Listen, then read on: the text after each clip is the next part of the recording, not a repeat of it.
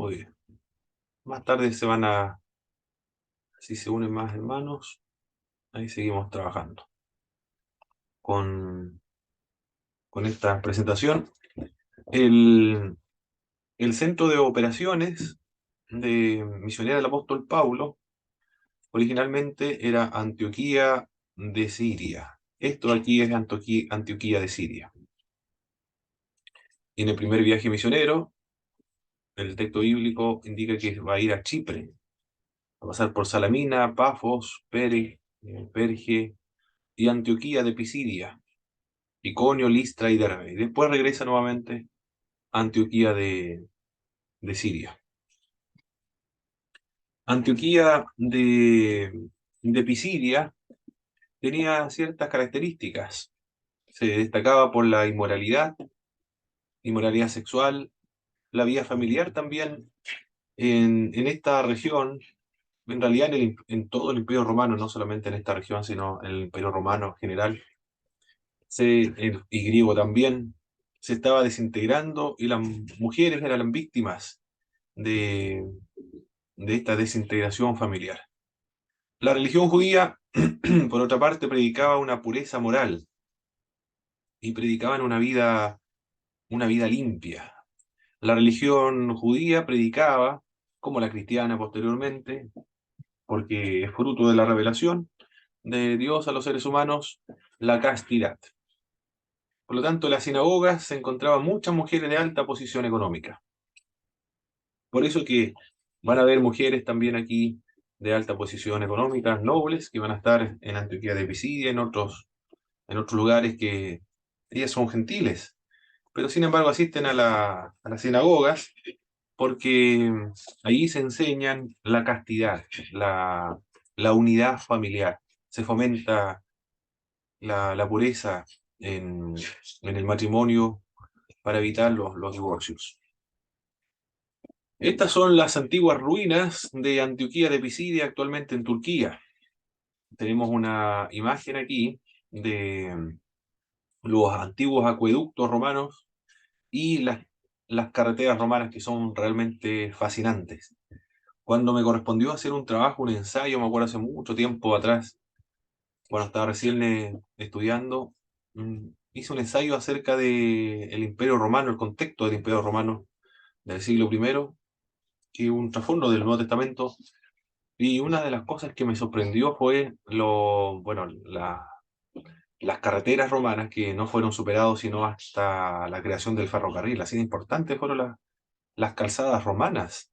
Y también lo otro que me sorprendió mucho fue los acueductos. Sacaban aguas de ríos o de termas, o de termas no recuerdo de termas, pero de río, de lagos, y luego con una cierta posición inclinada trasladaban el agua a través de estos acueductos, como son esos puentes en forma de arcos, por arriba pasaba el agua. También la arquitectura principalmente romana, la que me quedé maravillado realmente hasta el día de hoy, de la capacidad que ellos tenían de construir. Tenían alcantarillado, agua potable, agua caliente también tenían estas personas, los romanos. Y estas son las ruinas de lo que antiguamente fue Pisidia y por el que anduvo el apóstol Pablo. Corresponde a la época romana. En su primer viaje misionero del apóstol Pablo había el Espíritu de Dios encomendó al apóstol Pablo y a Bernabé para separarlos. Esto lo dice el capítulo 13, verso 1 al 12. El Espíritu de Dios actúa, es el protagonista en el libro de los Hechos, guía. Aquí en esta sección el Espíritu de Dios aparta a Bernabé y también a Saulo. Y los envía también a predicar el Evangelio y llena al apóstol Pablo con su Espíritu Santo en el verso 9. Ahí nos dice Pablo, lleno del Espíritu Santo, el, en el verso 13. Fijando en él entonces Saulo, que también es Pablo, lleno del Espíritu Santo, fijando en él los ojos, dijo, reprendió al mago Elimas en ese pasaje bíblico. Todo eso es lo que realiza el Espíritu de Dios. El vocablo que se emplea acá en griego para traducir al castellano y Pablo lleno del Espíritu Santo, el vocablo es plesteis, y esto es un verbo aoristo. El verbo no es una cualidad del apóstol Pablo, un adjetivo del apóstol Pablo, no se utiliza la llenura como un adjetivo del apóstol Pablo, sino que como ocurría con Bernabé, por ejemplo, ahí en el caso de Bernabé se utilizaba así como un adjetivo, es decir, era siempre lleno del Espíritu de Dios, Bernabé. En cambio acá en el caso del apóstol Pablo fue en este momento muy puntual, en que por el verbo se destaca esto, por el verbo auristo. En- Nosotros decimos, ¿qué hace, por ejemplo, alguna persona? ¿Qué hace Pedro, por ejemplo? ¿Qué hace Pedro? Él está comiendo. Esta expresión comiendo, él le está indicando que en ese momento, él, en un lapso de tiempo, él está llevando a cabo esa acción de comer. No solamente en un acto de llevarse la cuchara a la boca, sino que cuando se preguntó ya estaba llevando a cabo esta acción y después cuando termina de hacer la pregunta sigue llevando a cabo la acción de comer, porque es un lapso de tiempo en el presente. En cambio, con el verbo auristo no le dice en cuanto al lapso de tiempo, si anteriormente era lleno o después va a continuar siendo lleno. El verbo auristo, la particularidad es que está ausente eh, ese dato, qué es lo que estaba haciendo antes y si va a ser lleno después. En ese acto muy puntual, él fue lleno del Espíritu Santo. Lo menciono, mis hermanos, este, este dato de lo que se logra destacar ahí, para indicar que una persona puede ser varias veces lleno del Espíritu Santo. Lo puede experimentar varias veces, no solamente en una ocasión. Acá el apóstol Pablo lo experimentó con la finalidad de llamarle la atención a Elimas, de reprender al mago Elimas. En esta época había existencia de profetas, de maestros también, profetas, maestros, y una actividad intensa del Espíritu de Dios y las prácticas comunes de los discípulos de Cristo en aquella época, nos dice el verso 3, ayunando y orando, y le pusieron las manos y despidieron a los discípulos. El Espíritu de Dios envía a Saulo y a Bernabé para que vayan a predicar y los capacita también. Fueron resistidos por un mago que es Bar Jesús, y este hombre procuraba apartar la fe del procónsul, y Dios le castiga con oscuridad, y fueron a predicar finalmente a procónsul. Todo eso es lo que dice esta sección bíblica del primer viaje misionero del apóstol Pablo. Luego, en la sinagoga, esto ya lo vimos en las clases, me acuerdo, de la predicación del apóstol Pablo. ¿Qué dice de Jesucristo? Que Cristo es desciende de David, es el Salvador de Israel, fue condenado por los judíos, fue levantado de entre los muertos, se aparece a los discípulos, por medio de él hay perdón de pecados. Eso lo estuvimos viendo en la clase anterior, recuerdo. La predicación de Jesucristo va a ser cristocéntrico, eminentemente cristocéntrico. Es decir, se relaciona con la persona de Jesucristo, siempre en Cristo. Pablo y Bernabé se encuentran en Listra. Este es una pintura de Johann Heinz. El año no encontré el año que se llevó a cabo esta pintura. Pero ellos quisieron, en este lugar, quisieron adorar al apóstol Pablo por los milagros que realizaba. Una multitud de judíos y griegos creyeron. Los griegos son prosélitos que se convirtieron a Jesucristo. Dios los confirmaba por medio de señales y también por medio de prodigios, y la predicación produjo distintas reacciones en medio del pueblo de Israel. ¿Qué es lo que hacía el apóstol Pablo en Listra? Y también Bernabé en Listra. Sanaba a los enfermos, dice esta sección bíblica, el capítulo 14, del verso 9 al verso 10. Predicaba la palabra de Dios también, el verso 15 y 18. anunciaba el Evangelio, verso 21, hacía muchos discípulos, confirmaba a los nuevos creyentes, exhortaban, constituían ancianos. Mire toda la actividad que realizaba el apóstol Pablo y Bernabé en su primer viaje misionero. Predicar, anunciar el Evangelio, hacer discípulos. Ya no es solo predicar el Evangelio, ¿ah? Aquí en Listra hacía discípulos. La predicación del Evangelio es la proclamación de la verdad del Evangelio y tiene como resultado que las personas acepten a Jesucristo y sean integrados dentro de una iglesia local. Acá ellos hicieron todo ese trabajo desde cero, desde la nada. Anunciar el Evangelio, hacían discípulos que tienen mucho más tiempo de dedicación para ser discípulos. Confirmaban a los nuevos creyentes en la fe, los exhortaban para continuar creyendo y constituían ancianos, es decir, personas que se harían cargo de una iglesia local. Los ancianos equivalentes a los pastores actualmente. Constituían pastores o ancianos en la iglesia. Todo ese trabajo misionero realizaba el apóstol Pablo. Recuerde que el libro de los Hechos, cuando estuvimos viendo la introducción, indicaba o presenta modelos de las misiones. Y uno de estos modelos es predicar, hacer discípulos y organizarlos y establecer iglesias. John Wesley hizo eso, ¿eh? En el movimiento metodista en Inglaterra, en el siglo XVIII, John Wesley se destacó por la organización. Y Carlos Wesley se caracterizó por las alabanzas, por la composición de himnos. Pero él fue el organizador.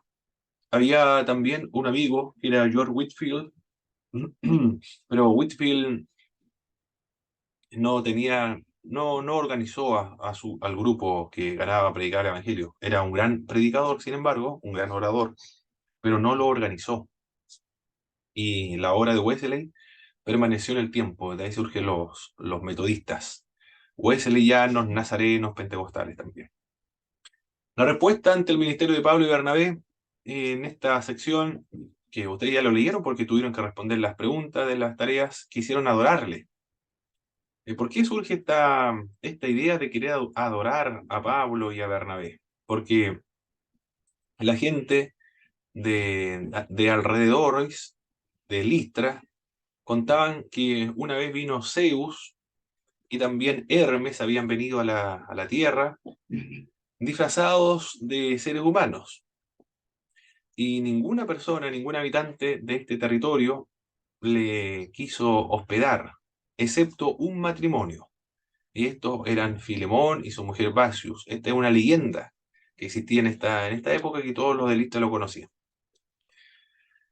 Por lo tanto, después fueron exterminadas todas las personas de Listra.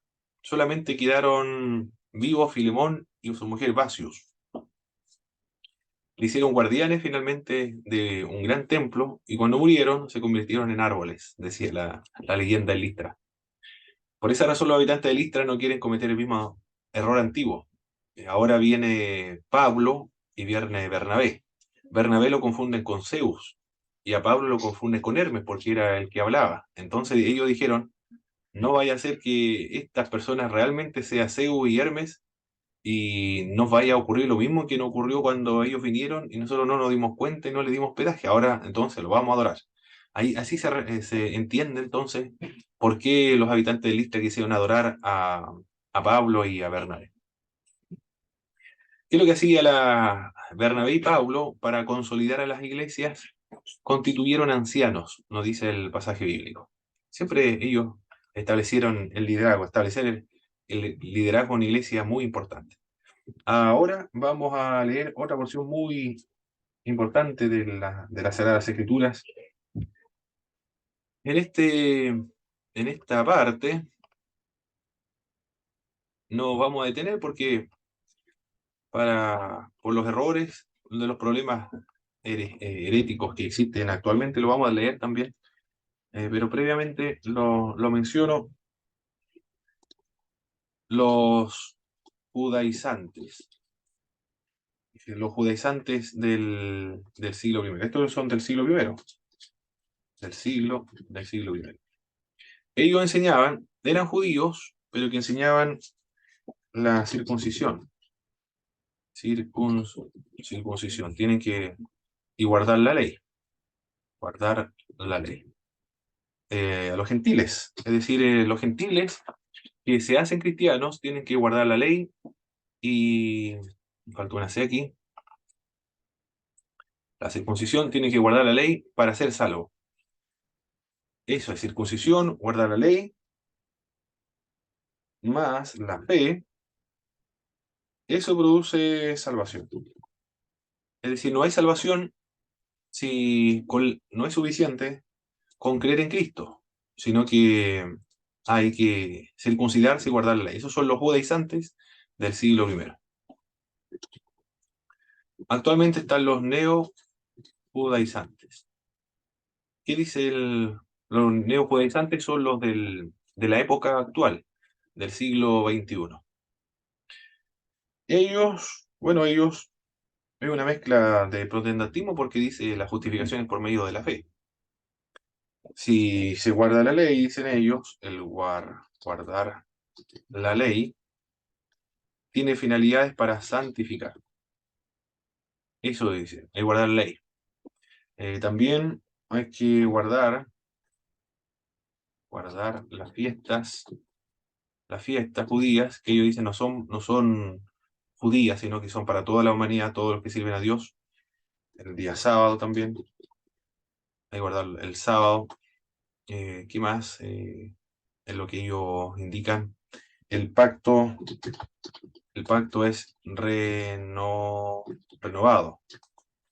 no es nuevo. Y también son antitrinitarios. Antitrinitarios. Esas son las características de los nuevos judaizantes modernos.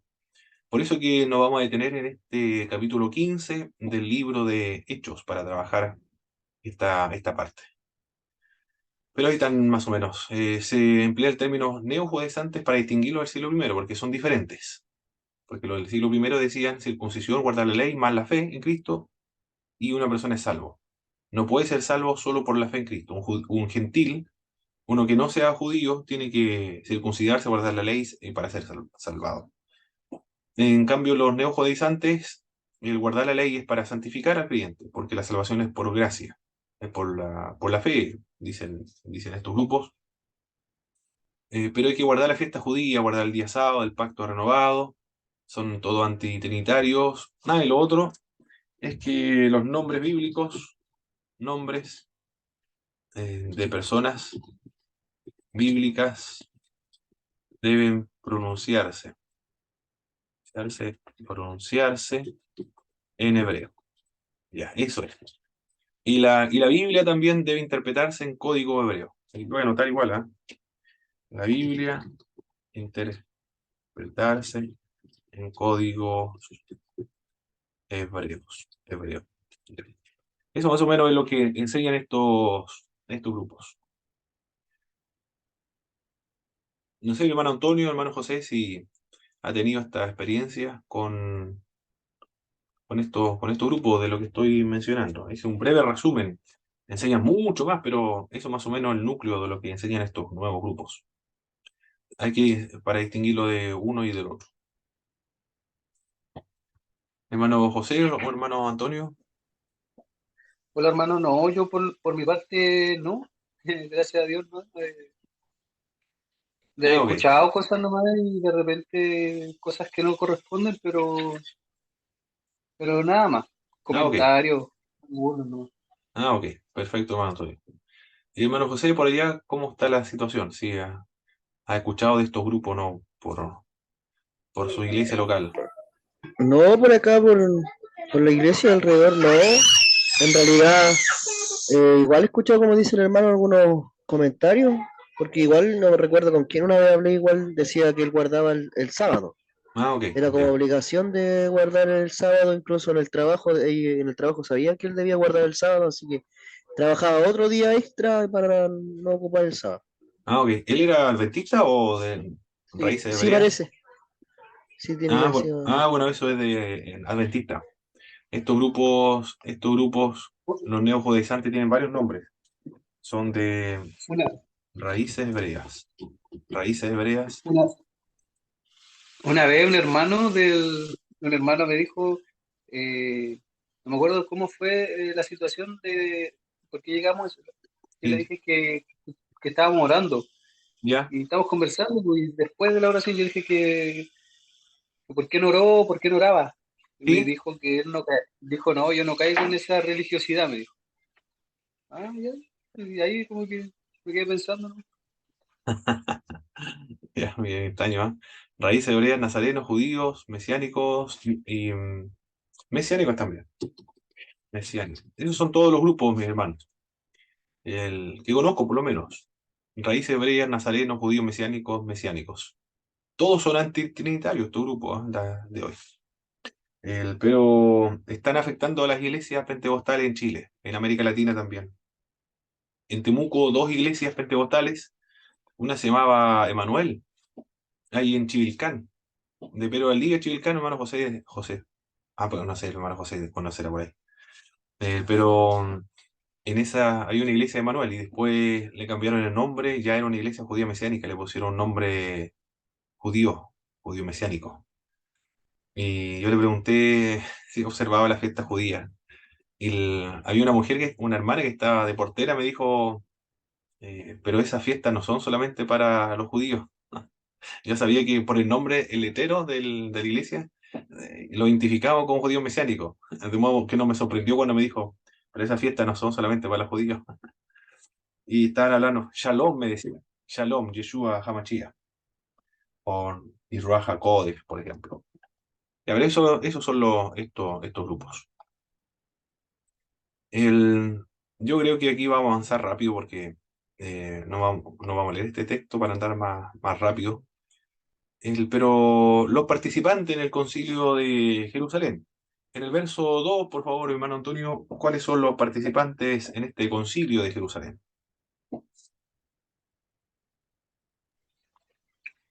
Como Pablo y Bernabé tuvieron una discusión y contienda no pequeña con ellos, se dispuso, se dispuso que subiesen Pablo y Bernabé a Jerusalén, y algunos otros de ellos a los apóstoles y los ancianos para tratar esta cuestión. Bueno, ahí leyó dos versículos bíblicos. Bueno, se mencionan los participantes Pablo y Bernabé. Ellos son los que están participando en este concilio. En el verso uno En el verso uno dice entonces algunos que venían de Judea enseñaban a los hermanos, si no os circuncidáis conforme al rito de Moisés, no podéis ser salvos. El, la circuncisión al rito. Estos son los judaizantes, se me olvidó mencionar. En el verso uno los judaizantes. En el verso 4 hermano José, ¿quiénes son en el verso 4 los otros participantes en el concilio de Jerusalén? El verso 4 dice, y llegando a Jerusalén fueron recibidos por la iglesia y los apóstoles, los ancianos, y refirieron todas las cosas que Dios había hecho con ellos. Ya, ¿quiénes son los participantes entonces en el concilio de Jerusalén? Los Tenemos a apóstoles y los Pablo, ancianos. apóstoles, ancianos, y faltó la iglesia de Jerusalén. Está toda la iglesia de Jerusalén ahí. Es la primera iglesia cristiana, mis hermanos. La, la primera iglesia cristiana no fue la de Martín Lutero, ¿ah? Del siglo XVI, o nuestra iglesia, en la cual nos congregamos. Un hermano comentaba que era de Concepción, de Coronel por ahí, Coronel o Lota, pero era un ministerio pequeño, no recuerdo el nombre del ministerio, pero él dijo que él pensaba que su iglesia era la única que existía, no existía ninguna otra iglesia. Y pensaba que venía desde el tiempo del siglo primero. Bueno, la primera iglesia esta, la de Jerusalén. Y aquí se llevó a cabo el concilio. Hay otra iglesia que es la de Antioquía de Siria. En Antioquía de Siria es la iglesia donde el apóstol Pablo realiza su centro de operaciones misioneras. Y la iglesia de Antioquía es la primera iglesia donde a los cristianos se les denominó como tal, cristianos, en un sentido peyorativo, porque seguían a Jesucristo. Por eso se le denomina cristianos.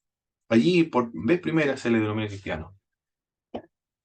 Y Esas iglesias existen hasta el día de hoy, la de Jerusalén y la iglesia de Antioquía de Siria. Son las iglesias ortodoxas del Oriente. Son autocéfalas. O sí, es autocéfalas.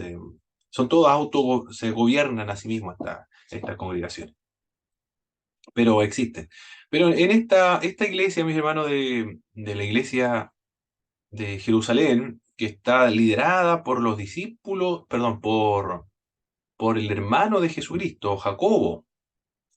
Después, cuando muere Jacobo, hay otro pariente de Jesucristo que la lidera. Y después lo lideran otros, lo siguen los familiares de Cristo liderando a la iglesia de Jerusalén. Cuando hay una persecución, esto ocurrió en el año 70 después de Cristo, contra todos los que son familiares de Jesús de Nazaret. Ellos tienen que huir. Esa iglesia huye de Jerusalén, porque después ya ningún judío se le permite entrar so pena de muerte a Jerusalén después del 70 después de Cristo. Por lo tanto, esta iglesia después se pierde de la historia. Este dato que le estoy comentando proviene de Eusebio de Cesarea y también alude Justo González. Bueno, Justo González está utilizando al Eusebio de Cesarea. Se perdió y después se corrompió la iglesia y se pervirtió con ciertas herejías. Pero los gentiles después continuaron allá en Jerusalén, gentiles que se convirtieron a Cristo continuaron con la iglesia de Jerusalén hasta el día de hoy. Impresionante, ¿eh? 2000 años de historia. Es así que son iglesias antiguas. Y la Antioquía de Siria también siempre han estado presentes ahí. Nunca se han dividido. ¿Quién más estaba? En el verso 7. No sé si podrá leer la hermana Fabiola o estará ocupada. Estoy recién conectando a mi hermano, pero ¿dónde me dijo, dónde puedo leer? Estamos en el capítulo 15 de Hechos y el verso 7. Y la pregunta que estamos respondiendo es todos los que participaron en el concilio de Jerusalén. Uno de Ya, ellos fue Hechos Pablo. 5, Hechos capítulo 15, verso 7. 15. Espérame. Y los que han participado en el concilio hasta ahora son Pablo, Bernabé, los judaizantes, la iglesia de Jerusalén, los apóstoles y los ancianos. Hechos 15, 7. Correcto, hermana Fabiola. Ya. Y después de mucha discusión, Pedro se levantó y les dijo: varones hermanos, vosotros sabéis cómo ya hace algún tiempo que Dios escogió que los gentiles oyesen por mi boca la palabra del evangelio y creyesen. Muy bien. ¿Quién más está presente de acuerdo a ese verso 7? Ahí en el concilio de Jerusalén. Pedro. Perfecto. El apóstol Pedro entonces está. En el verso 13, mi hermano Antonio, ¿quién más está presente en el concilio de Jerusalén?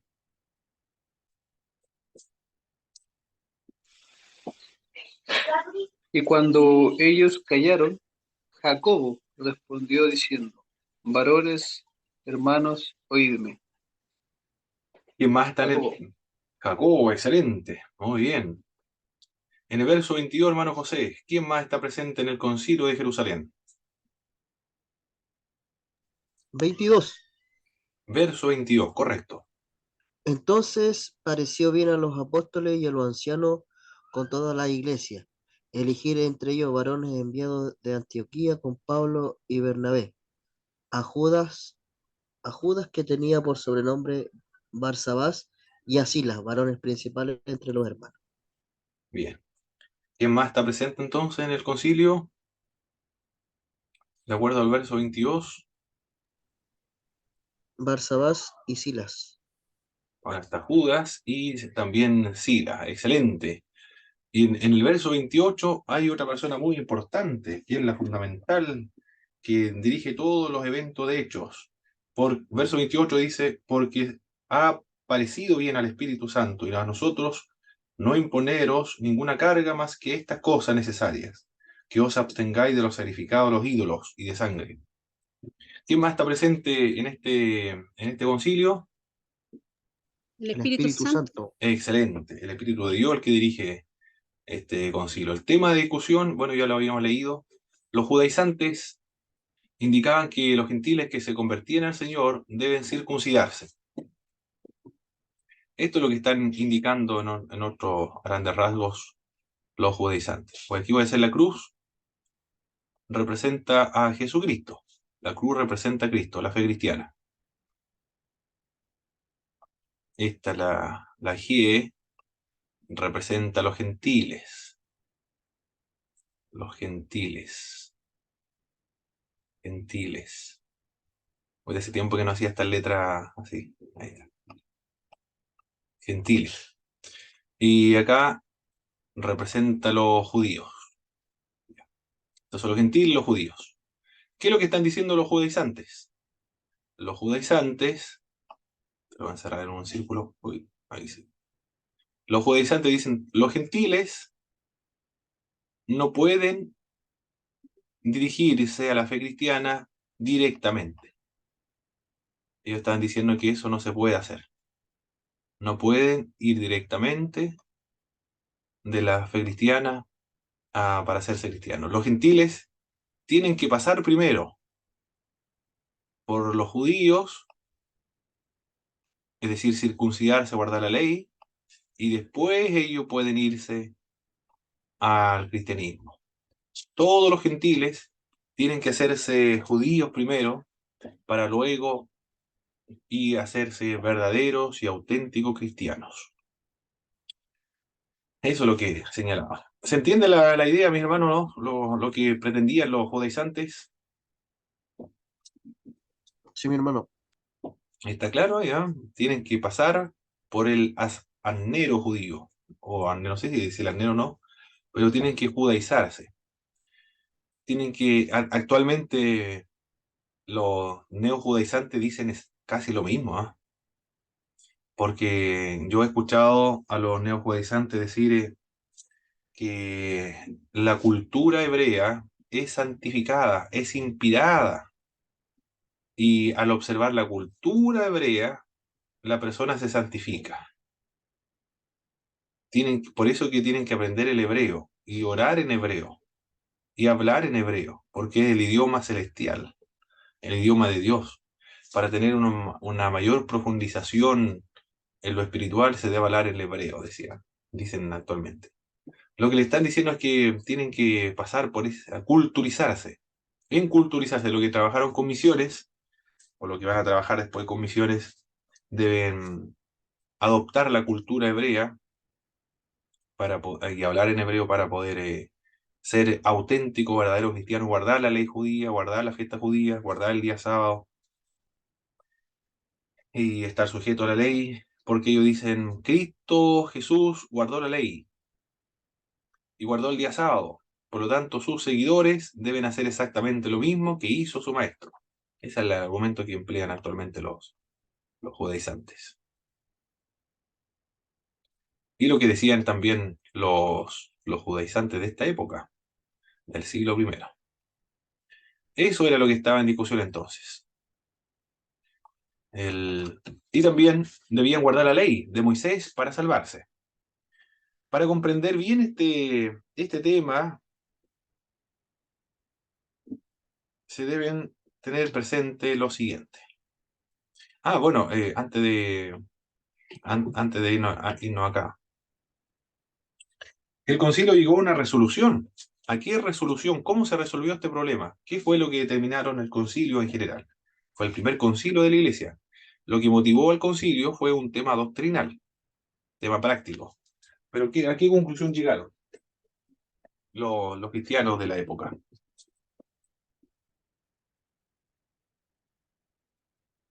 ¿Cómo se resolvió el asunto?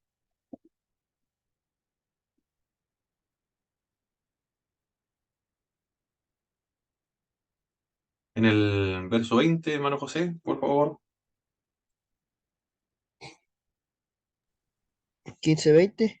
Correcto, ahí está la resolución, cómo se resolvió el problema con Dice, los... amén. Sino que se les escriba que se aparten de las contaminaciones de los ídolos, fornicación, de ahogado y de sangre. Muy bien. Entonces, ¿cuál fue la resolución que se adoptó? Que los gentiles se abstuvieran de ídolos, de fornicación, de ahogado y también de sangre. Para responder, para entender aquello, voy a mencionar o comprender, es necesario ver los distintos tipos de cristianos de esta época, en el siglo I. Hay cuatro tendencias. Esto es lo que menciona la distinción que hace Charles Perrot en la Carta a los Romanos del año 1992. En este libro de Charles Perrot comenta él los distintos tipos de cristianos que existían en este momento. Uno de estos grupos son los judeo-cristianos. Judeo-cristianos. Cuando menciona este término, mis hermanos, judeo-cristiano, se entiende a qué me refiero, ¿verdad?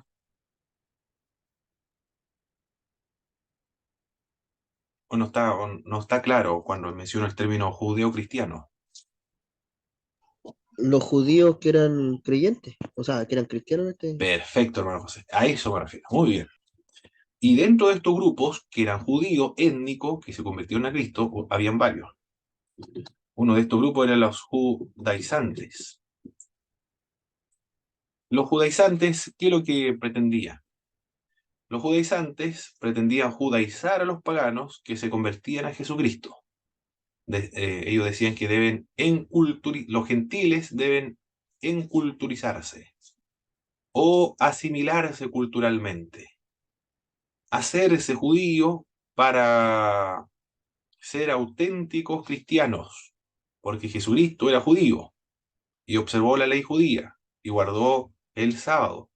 Por lo tanto, los gentiles que quieren seguir a Jesucristo deben hacer exactamente lo mismo. Los judaizantes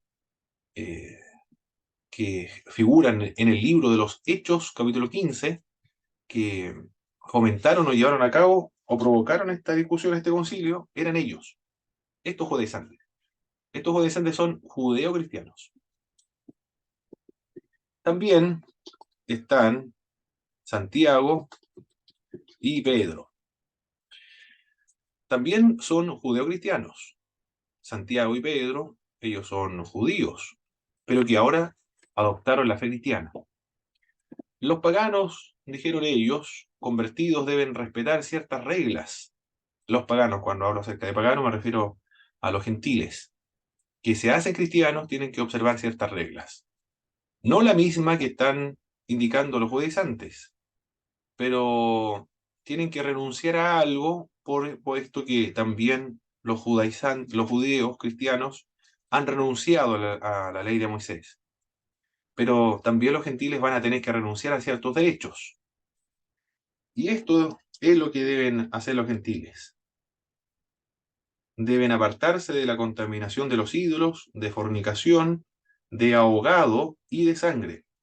Cuando hablo acerca de ahogado y de sangre, cuando me refiero a ahogado, ¿se entiende a qué se quiere indicar con esta idea, mi hermano?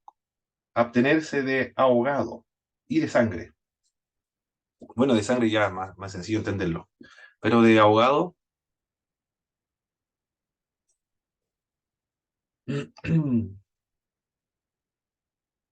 de animales que no se desangran, animales que se comen, pero que fueron muertos por estrangulamiento, puede ser. No sé, en el campo yo siempre vi que a los cerdos, cuando se mataban a los cerdos, siempre se desangraban. El- los corderos también, las vacas, los caballos también se desangran. Yo me refiero, empleaban un cuchillo para matarlo, siempre en el cuello. Yo espero en otras partes, no sé en qué parte, mis hermanos, quizá en el norte, posiblemente en otro país, pero le pegan al cerdo un golpe en la cabeza. A los animales también parece que lo hacen así, a los vacunos. No sé cómo han visto ustedes matar a animales en los campos cuando van a ver a los familiares para fiestas patrias o Año Nuevo.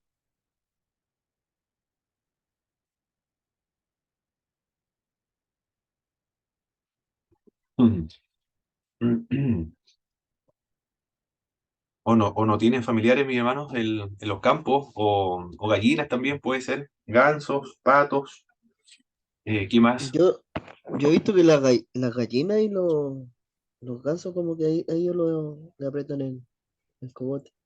Correcto. Perdón, mi hermano, no escuché bien cuál fue la pregunta. Ah, y cómo, cómo matan los animales cuando van a visitar a sus familiares al campo. Por lo menos yo he visto que los animales donde yo voy, eh, siempre se utiliza un cuchillo en el cuello para matar a los caballos o a los vacunos también, a las ovejas y a los cerdos. Bueno, los pollos solamente se estrangulan. Pero en otras partes parece que utilizan otros métodos de pegarle con un hacha, por ejemplo, en la cabeza a un cerdo, parece. Pero no sé si es por acá o en el norte, parece que emplean esa práctica.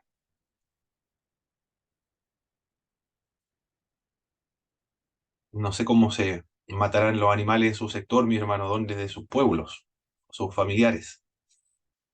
¿Qué método emplean? Bueno, depende de la persona, ¿no? Porque como dicen usted, algunos igual los chanchos con un golpe en la cabeza, igual lo hacen. Muy bien, entonces a eso equivaldría ahogado. ¿Eh? Cuando se prohíbe los ahogados se refiere a eso. Bueno, esas restricciones. Oh, se me desabrochó el jabón.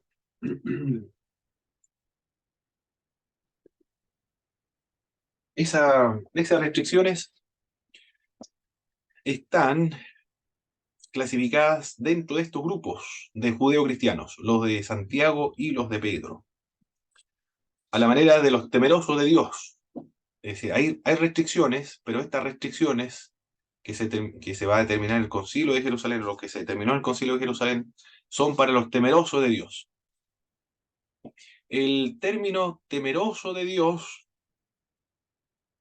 son aquellos gentiles que se hicieron judíos o que se hicieron parte de la religión judía, pero que no se han circuncidado ni se han bautizado. Los que se han bautizado y circuncidado son los prosélitos. Los temerosos de Dios todavía no.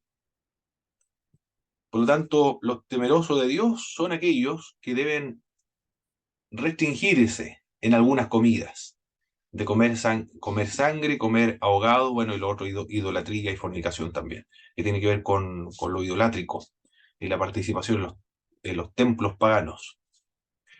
Para tener buenas relaciones entre los judíos con los paganos. Daba la oportunidad a estas reglas a los helenos cristianos una buena convivencia con el Israel de Dios. Esa era la finalidad, de tener buena convivencia entre los judíos cristianos con los helenos cristianos. Otro grupo están los helenizantes. Pablo también y algunos judeo, judeo-cristianos. Son de estos grupos, los helenizantes. ¿Quiénes son los helenizantes? Ellos admiten en la iglesia a los heleno-cristianos, sin ley, como miembros en pleno derecho, no obligan a judaizar. Ellos son los heleno-cristianos. Varios grupos, como estamos viendo aquí. ¿Qué pasó hoy? Quiero irme a esta parte 4. Como estamos observando, en el siglo primero, y lo que menciona también, o la información que nos entrega este, este autor Charles Perrot en su libro La Carta a los Romanos, no había solamente un grupo de cristianos. Como ocurre frecuentemente en nuestras iglesias, hay muchas denominaciones. A ver, por favor, mis hermanos, enlístenme la multitud de denominaciones que hay actualmente en nuestras iglesias evangélicas.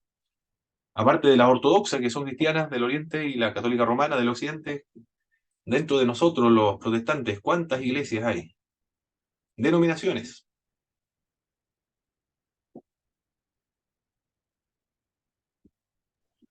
El ejército, Ejército Evangélico de Chile, muy bien, tiene sus particularidades. El Ejército Evangélico de Chile están uniformados, sí, tienen con sus grados también, no sé si tendrán estrella o no, pero tienen su grado y también creo que igual. y tiene una gorra y es una cultura militar. Muy bien, el ejército y tiene una subestructura militar, muy bien, con generales, coroneles, parece capitán, entre otros. Ya, el Ejército Evangélico de Chile, una iglesia evangélica. Perfecto. ¿Quién más? ¿Qué otra denominación Lu- conocen, mis hermanos? Luterana, ¿no? Ah, la luterana, muy bien. Fue la primera iglesia evangélica, la luterana. Ellos, su organización es diferente, no es como el Ejército Evangélico de Chile, es diferente. Y, y ellos, la Santa Cena que ellos sirven, se le denomina la consubstanciación. Es decir, el cuerpo y la sangre está por y debajo, en medio de los elementos que se utilizan del pan y el vino. Y también Cristo murió por todos. En ese sentido son una iglesia protestante con lo mismo que sostendrá posteriormente Jacobo Arminio. Cristo murió por todos, no solo por los elegidos. Ya, la iglesia luterana. Son otras doctrinas, otras creencias, distintas al ejército evangélico de Chile. ¿Qué más? Pero son todas evangélicas. Mencionen otra iglesia, por favor, mis hermanos. Iglesia Templo Evangélico Misionero.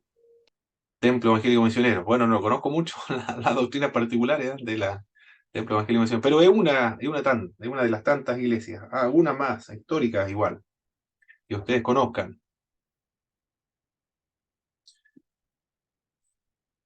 Hermana Fabiola, ¿Los bautistas o no? los bautistas, ellos bautizan a los adultos y bautizan por aspersión.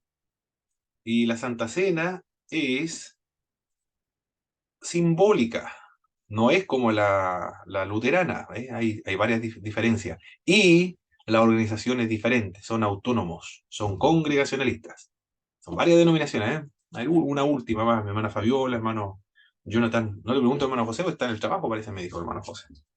Hermano Jonathan, hermana Fabiola, otras denominaciones actuales.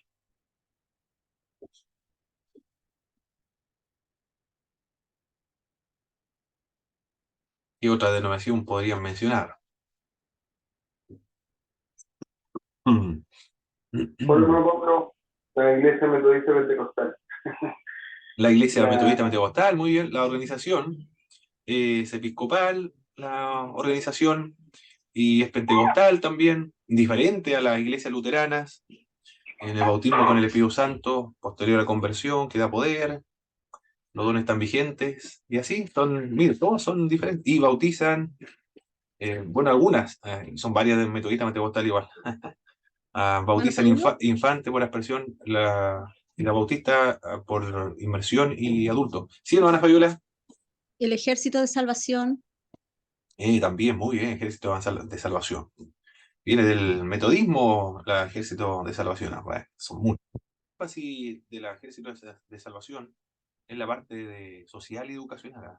Esa es la parte fuerte de esta iglesia. Ya, todas, como ocurre con nosotros en la actualidad, así también ocurría en el siglo primero.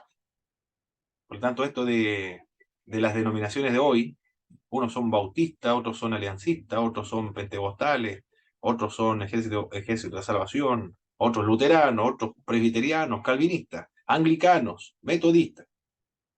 Del mismo modo, en el siglo primero existían varios grupos y todos son cristianos. Aquí estamos viendo en el sentido étnico, judeo-cristiano, pero dentro de los judeo-cristianos están los judaizantes, está la de la línea de Santiago y Pedro, están los helenizantes, Pablo y algunos judeo-cristianos, y también hay otros grupos. Estos grupos son los libertarios.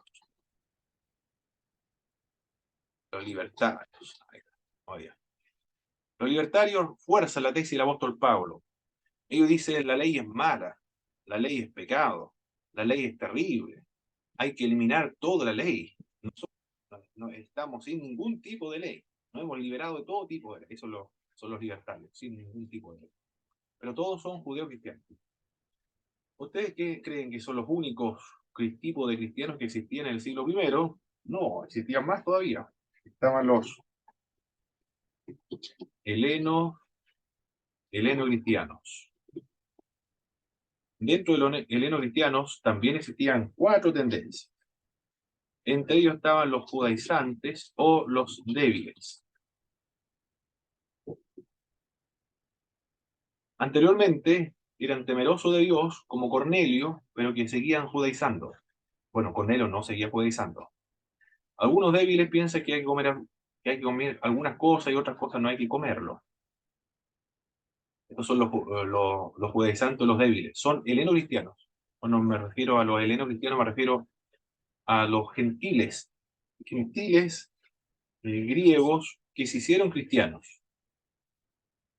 Y algunos que tenían influencia judaizante porque participaron en una sinagoga porque eran temerosos de Dios, también siguen judaizando. Ellos son los débiles, que habla el apóstol Pablo en Romanos capítulo 4, verso 1. Los débiles. A ver, mejor lo voy a leer para que, aparezcan estos grupos en la Biblia. El capítulo 4, no, el 14. Aquí me equivoco, tengo que arreglar esta parte de la presentación. Recibida al débil de la fe, pero no para contender sobre las opiniones. ¿Quiénes son los débiles de la fe que menciona el apóstol Pablo? Ellos, los heleno-cristianos, judaizantes o los débiles.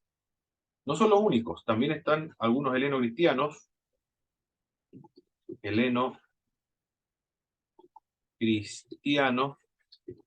como los gálatas.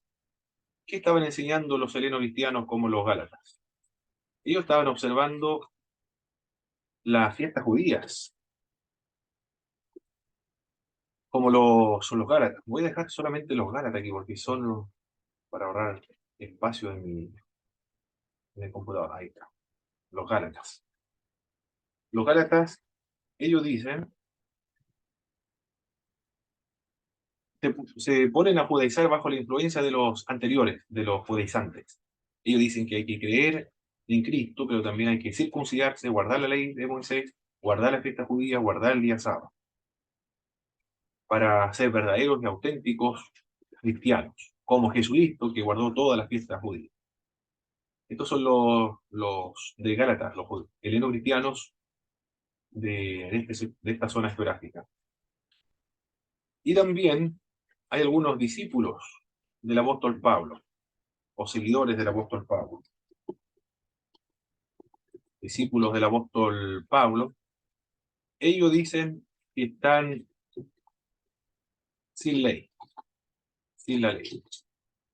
Interpretaron mal al apóstol Pablo, incluidos los decretos de Jerusalén. Algunos discípulos de Pablo, expresan su libertad con respecto a la ley, incluidos los decretos de Jerusalén. También figuran en el libro de Corintios, en Corintios capítulo 8, 1 Corintios capítulo 8, en el verso 1 al verso 6. En cuanto a los significados de los ídolos, sabemos que todo lo que tenemos conocimiento, el conocimiento envanece, pero el amor edifica. Y si alguno se imagina que sabe algo, no sabe cómo debe saberlo. Pero si alguno ama a Dios, es conocido por él. Acerca pues de las viandas que se sacrifican a los ídolos, sabemos que un ídolo no es nada en el mundo y que no hay más que un solo Dios. Pues aunque hay algunos que se llamen dioses, para nosotros, sin embargo, solo hay un Dios, Padre. Pero no en todos hay este conocimiento, porque algunos habituados hasta que los ídolos comen de los sacrificados de los ídolos y su conciencia, siendo débil, se contamina. Si bien la vianda no hace más acepto a Dios, pues ni porque comamos seremos más, ni porque no comamos seremos menos. Bueno, estos son algunos grupos. Y también el capítulo 10, verso 23, que también dice, de todo lo que se vende en la carnicería, comed sin preguntar nada por motivo de conciencia. Dice el apóstol Pablo acá, coman de todo. Y si algún incrédulo os invita y queréis ir, de todo lo que se os ponga delante, comed, sin preguntar nada por motivo de conciencia. Bueno, eso lo está haciendo el apóstol Pablo. Son los discípulos del apóstol Pablo, y ellos están expresando su libertad para con la ley, incluidos los decretos de Jerusalén. Lo que se decretó en el Concilio de Jerusalén, Hechos capítulo 15. Y también están los ultra paulinos. Ellos atacan la ley. ¿Es la ley entonces pecado? Dice, la ley es mala. Entonces la ley es pecado. Ellos son los que están diciendo, hagamos lo malo para que, o pequemos, para que sobreabunde la gracia. Donde sobreabundó el pecado, sobreabundó la gracia. Son los que extremaron las enseñanzas del apóstol Pablo. En total son 8 distintos tipos de cristianos en el siglo I y que se pueden detectar en toda la Biblia del Nuevo Testamento. Corresponde o es equivalente a las denominaciones actuales o a los cristianos actuales. Ortodoxos, y algunos son monofisitas, otros son autocéfalas, las católicas romanas, que hay muchos también dentro del catolicismo romano, los jesuitas, los agustinianos,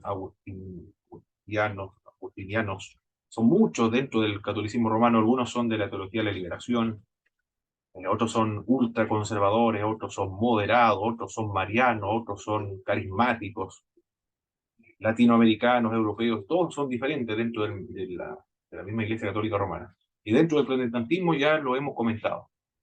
Sí, es un fenómeno, no es nuevo este fenómeno de las diferencias en cuanto a comprender la fe cristiana. Hay siempre grandes diferencias, como lo estamos viendo en el siglo I. Lo que, se, lo que interviene en este concilio son ellos, los judaizantes. Ellos están presentes acá. Y lo que se determinó está relacionado con Santiago y Pedro. Y son para que existan buenas relaciones entre los helenos cristianos con los judaizantes. Acá no entra en juego.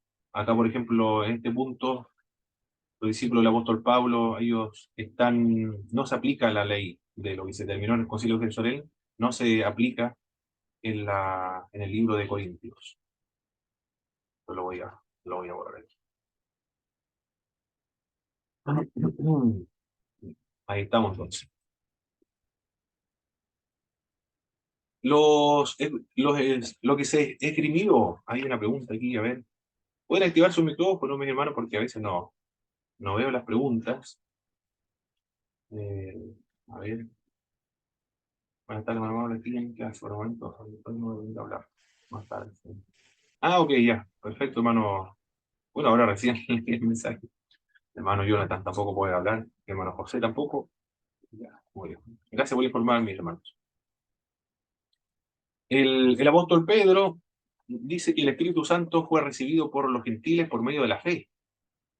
Este es un argumento que emplea Pedro para indicar por qué los gentiles deben circuncidarse y guardar la ley. Dice Pedro. Si yo vi, dice Pedro, bueno, lo estoy parafraseando acá, que el Espíritu de Dios se derramó sobre Cornelio y todos los que estaban ahí, que eran paganos, porque creyeron en lo que estaba predicando. Y ellos no se circuncidaron ni, ni se hicieron judíos. Le dio el Espíritu de Dios solo por medio de la fe. La purificación de los corazones se produjo por medio de la fe, dice el verso 9. Actualmente los neojudaizantes dicen que la ley tiene la finalidad de purificarlos. Acá indica que la fe es lo que purifica. El imponer la ley a los gentiles es tentar a Dios, ya que nadie la cumplió, y la salvación es solo por gracia. ¿Y qué menciona Pablo y Bernabé aquí? Cuenta las señales, maravillas efectuadas por el Señor entre los gentiles. Sacó apoyo lo planteado por el apóstol Pedro. La resolución final, entonces, no inquietar a los gentiles a mandarles a guardar la ley de Moisés. Aquí la ley que se está hablando es la ley de Moisés, en el Antiguo Testamento. Enviaron a Judas y a Silas para que acompañen al apóstol Pablo y a Bernabé a Antioquía, para llevarles la carta.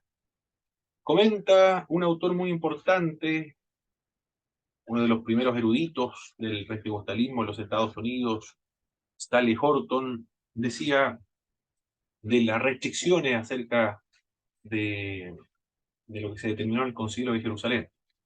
Fornicación se refiere a diversos tipos de inmoralidad, hetero y homosexual, practicada habitualmente por los paganos gentiles. También de abogado, animales matados sin desangrar, son los abogados. Estas restricciones que se les debía pedir a los gentiles no tenían el propósito de colocarlos bajo el peso de una serie de normas. Más bien, era por causa de los creyentes judíos y por el bien del testimonio de las sinagogas en cada ciudad en que había estado por generaciones, desde tiempos antiguos, una sinagoga.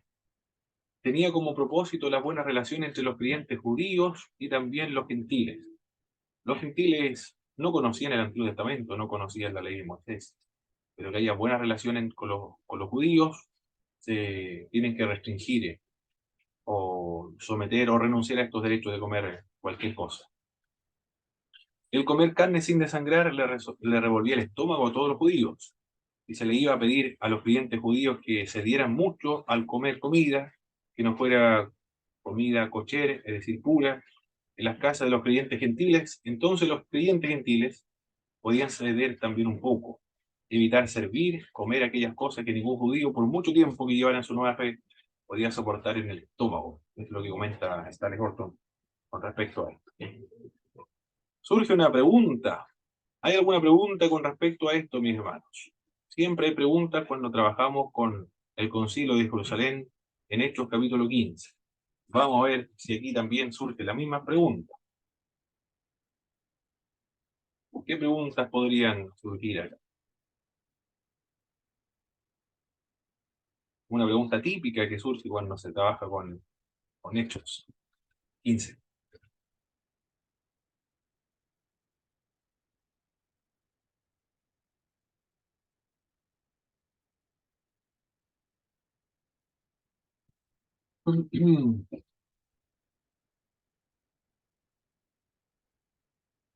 Hay un hermano del día martes, cuando hago preguntas no hay respuesta, ahí anota en el chat, clic, clic, clic, clic. Bueno, una de las preguntas es, eh,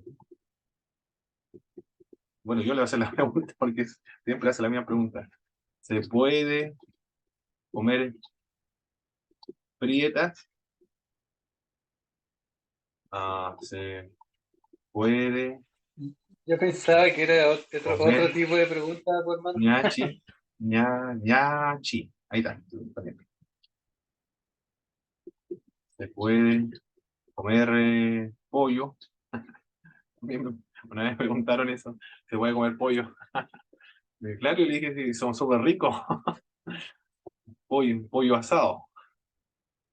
Bueno, ¿en qué pregunta más pensaba mi hermano Antonio? ¿Más teológica? No, sí, sí, con más Bueno. teológica con respecto al texto. No tienen hambre los hermanos todavía entonces. Andamos en el Bueno. espíritu. No, ¡wow! Gloria a Dios, en el espíritu. No piensan en las cosas de la carne, hermano. Claro que sí. Muy bien. No, no se piensa, se come nomás. Muy bien. Bueno, hicieron esa pregunta, si se puede comer prietas. Bueno, algunos cristianos no comen prietas. Hay dos razones por las cuales no comen prietas los cristianos. Una, porque no les gusta, le da asco. Otra razón por la cual no comen prietas es porque le tienen mucho respeto a la sangre, puesto que fue el medio que Dios empleó para redimir a la humanidad. Por eso no comen prietas.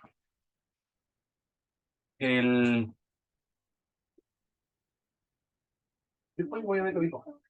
Voy a ver, bueno. Me mandaron a cocer pan y me preguntaron del pan. Debe estar cociendo, yo creo. No creo que se esté quemando. Bien. Las prietas, bueno, esas son las dos razones, porque fue el medio que Dios empleó para redimir a la humanidad. Lo otro, el ñachi, bueno, también lo mismo. También, lo mismo que no sé si conocen todos los hermanos lo que es el ñachi.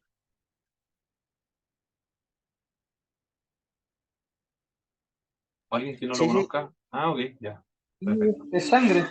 Sí, colechan Limón. limón, harto limón. Ah, la hermana Fabiola lo ha probado. Ah, yo una vez Salió pillada. probé, pero me dio un asco, parecía gelatina. No, no comí, no me gustó mucho, no me gustó para nada. Verdura igual le echaron, limón y algo más de verdura, pero no, no me gustó.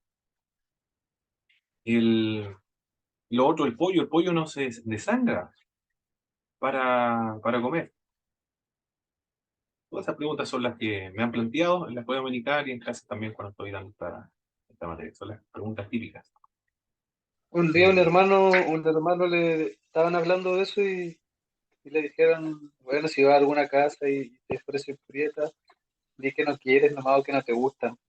Y el hermano le Ah, dijo, no, no, le dijo, prefiero pecar comiendo que pecar mintiendo. ah. Está bien, está bien.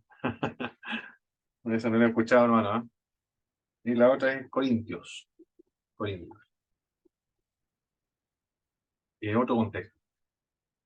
Corintios. Voy a poner mejor esto acá, Corintios. Corintios hay gentiles. Y en Hechos capítulo 15, es por causa de los judíos. Eso es por causa de los judíos. Lo que se determinó en Hechos capítulo 15, lo que estamos trabajando, es por causa de los cristianos, los judeocristianos, para que los heleno-cristianos puedan convivir con ellos, puedan comer en la mesa las mismas comidas, y que no les sirvan algo que ellos no comen. Pero sin embargo, cuando están en un contexto de los Corintios, el apóstol Pablo le dice, de todos los que les sirvan en la mesa, coman absolutamente de todos, y de todo lo que vendan en la carnicería, compren. Las prietas surgen ahí en los griegos. Un hermano estuvo viendo dónde surgieron las prietas y concluyó lo que le decía en internet, estuvo averiguando en clase, que son inventos o lo produjeron los griegos. Por lo tanto, ahí en Corintios, lo más probable que se comiera prietas y también se vendiera prietas en la carnicería. Ahí los cristianos gentiles pueden comer sin ningún problema esta comida. El, lo que se determinó aquí en Hechos no aplica en otros contextos. Juan de Corintio, por ejemplo, no aplica. Del mismo modo con los creyentes de otro contexto que no son judíos, tampoco aplica. Eso no significa de los ídolos o de fornicación, porque eh, en toda la escritura está la prohibición de los ídolos, y en toda la escritura está la prohibición de la fornicación. El de ahogado y de sangre tiene que ver con temas rituales. Bien. Yo creo que se comprendió esa parte, ¿verdad, mis hermanos? Ahora vamos a pasar a la siguiente, al- a la siguiente presentación.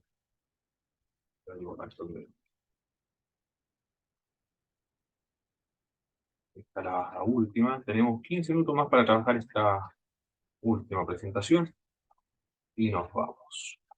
Y concluimos esta materia de, de sinóptico y hechos.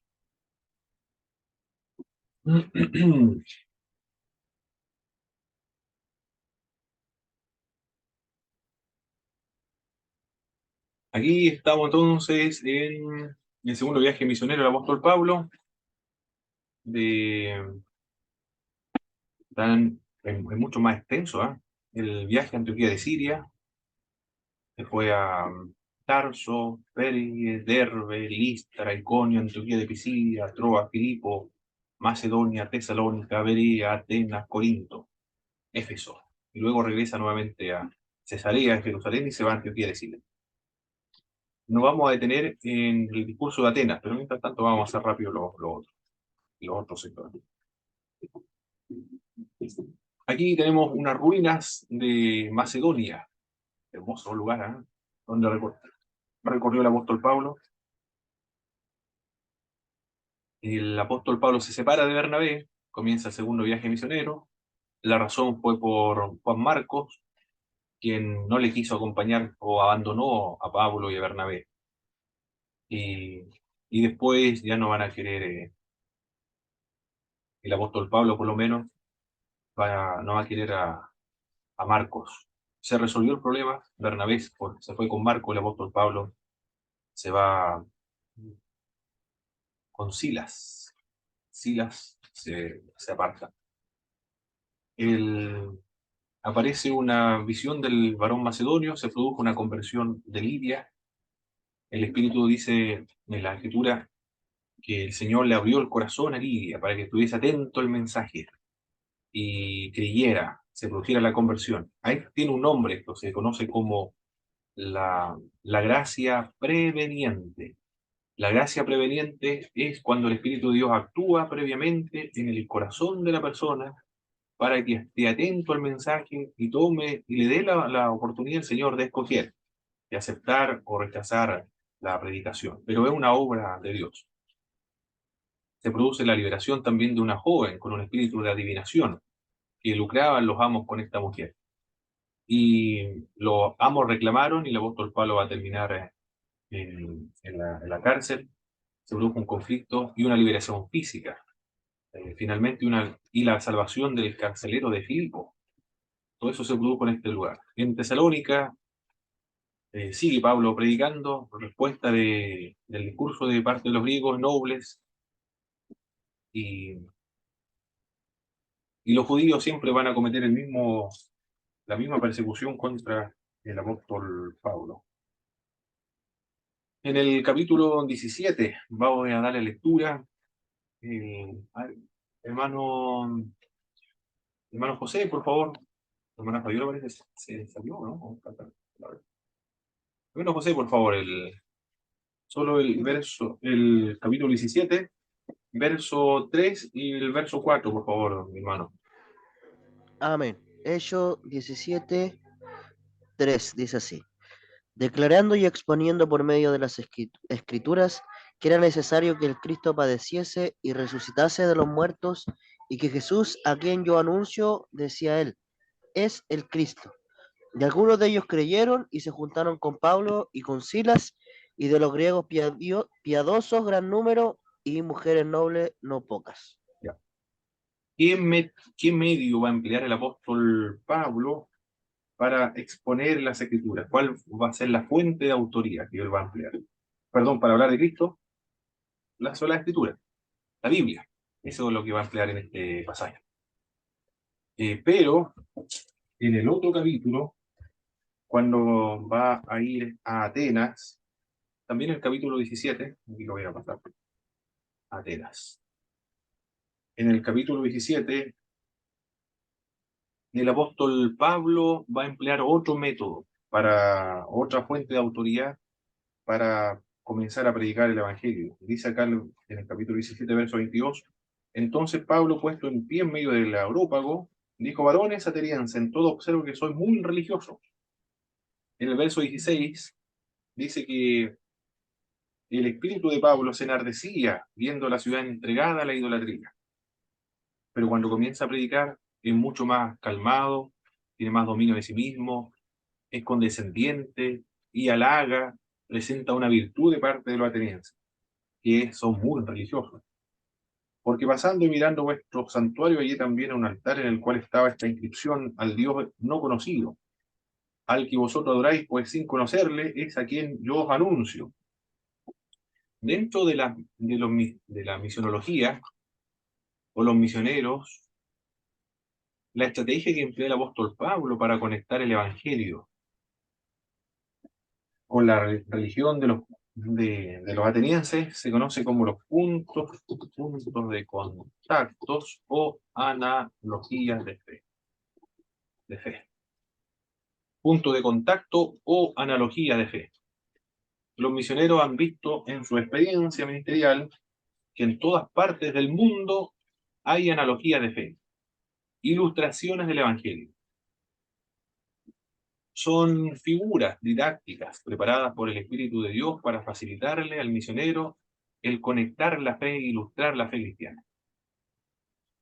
El ejemplo, el modelo, el paradigma de estas analogías de fe o punto de contacto es precisamente lo que hizo el apóstol Pablo acá en Atenas, en el capítulo 17. Dice, ustedes están adorando a un Dios no conocido.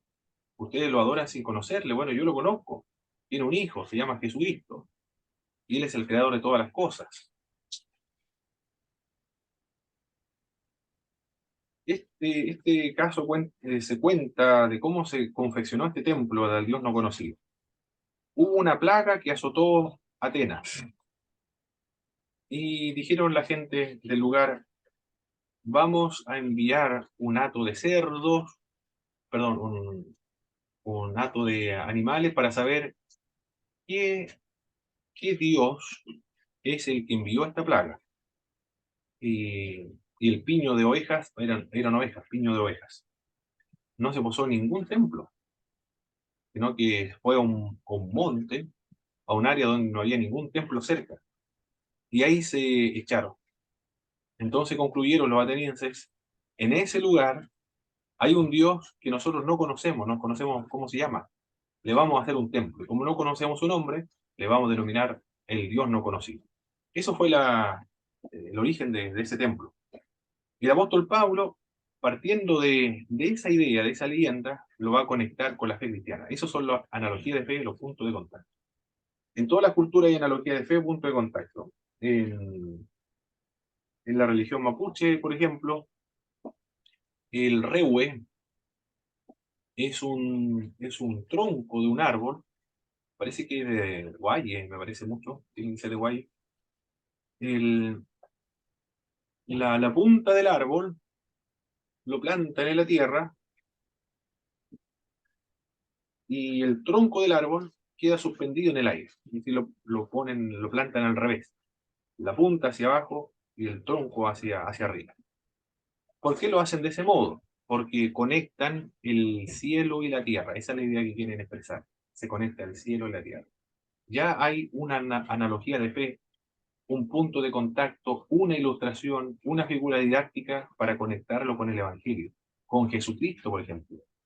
Podría representar a Jesucristo, el único mediador entre Dios y los hombres. La escalera por donde suben y bajan ángeles de Dios. A eso se refieren los misioneros con las analogías de fe. Y eso es lo que emplea el apóstol Pablo en esta sección. Y voy a borrar. ¿Qué dice el apóstol Pablo con respecto a Dios en este extraordinario discurso? Dios es el creador, señala este predicador. Es inmenso, es infinito. Aquí el apóstol Pablo está contrarrestando las enseñanzas de los epicúreos y de los estoicos. Ellos piensan que Dios no es el creador, sino que lo hizo por medio de los eones. El apóstol Pablo está contrarrestando las enseñanzas de estos grupos. Él es creador, es inmenso, ha creado al hombre de un solo linaje, es inmanente, está dentro de la creación. En él vivimos, en él somos, en él nos movemos. Y cita a un poeta. No se le puede representar por medio de figuras humanas porque es espíritu invisible. Ha pasado por alto la ignorancia, manda a todos los hombres en este tiempo al arrepentimiento, juzgará al mundo con justicia, levantó a Jesús de entre los muertos. Cuando habló acerca de la resurrección de los muertos, como los griegos no creen en la resurrección de los muertos, entonces y ahí comenzó el problema porque le dijeron, ya te vamos a oír en otro momento, otros no quisieron escucharle más, otros dijeron, después te vamos a escuchar. Y algunos se convirtieron. Ese fue el discurso del apóstol Pablo, el poderoso discurso, el elaborado discurso. Aquí no va a emplear el texto bíblico, la Biblia, recuerden anteriormente había utilizado la Biblia, acá no emplea la Biblia, sino que emplea a los poetas paganos para conectar el Evangelio, emplea la analogía de fe, los puntos de contacto para aplicar el Evangelio, y la referencia que emplea el apóstol Pablo para predicar son los epicúreos y los estoicos, corrigiendo los errores y tratando de hablar acerca de las características o de los atributos del Dios que ellos adoran, que el Dios no conocido. Le tienen un templo, pero el Dios es Jehová, tiene un hijo, Jesucristo. Ese es el verdadero, es decir, ustedes están adorando a un Dios y estas son las características de ese Dios. Maravilloso la estrategia del apóstol Pablo. ¿Algún comentario, mis hermanos, mis hermanas, acerca de lo que estuvimos viendo? Esta es la última clase de Sinóptico y Hechos. Luego yo le envío el examen de Sinóptico y Hechos y tienen hasta mañana para entregarlos. También le envié ya a su correo electrónico la otra materia que es redacción y elaboración de monografía. Es una materia muy importante para la continuación de los estudios teológicos de todos los estudiantes. Si alguien quiere seguir después de graduado de bachiller en Biblia, puede continuar sus estudios y esa materia le va a ser de utilidad y fundamental. ¿Algún comentario, alguna lección espiritual de lo que vimos en esta materia? Por favor, mis hermanos, para que nos edifiquemos mutuamente.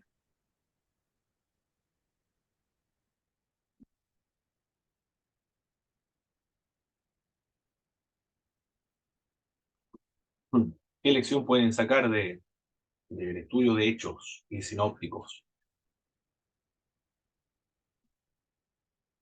¿O algo nuevo que vieron? ¿O Yo, de qué manera les habló el Señor a sus corazones?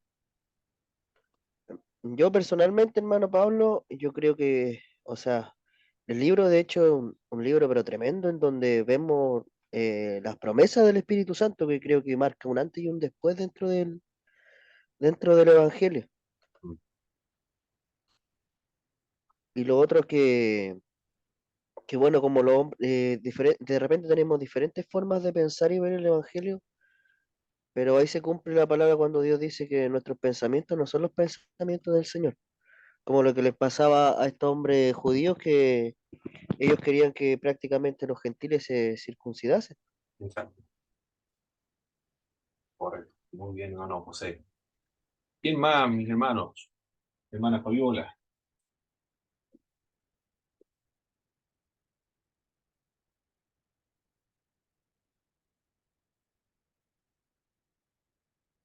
o hermano Antonio igual.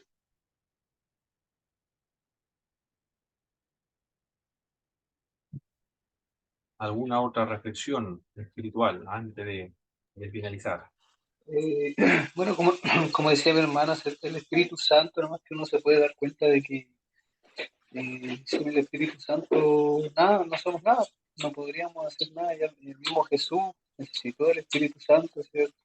Fue Correcto, bautizado con el Espíritu Santo, y si no hubiese sido, o sea, eso era una tremenda enseñanza para nosotros. Si Jesús lo necesitó, si Jesús lo recibió, ¿cuánto más nosotros debemos hacerlo, ¿cierto?